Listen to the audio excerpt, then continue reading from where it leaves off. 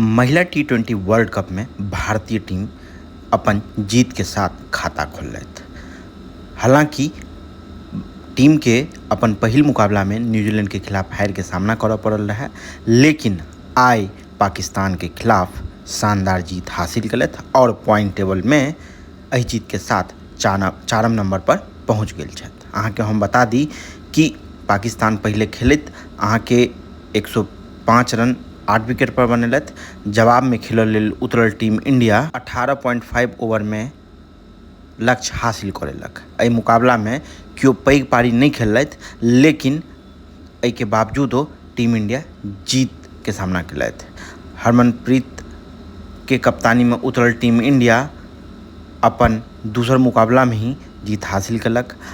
एहि जीत के साथ टीम इंडिया एक बेर फिर अपन ट्रैक पर वापस आबि चुकल अछि।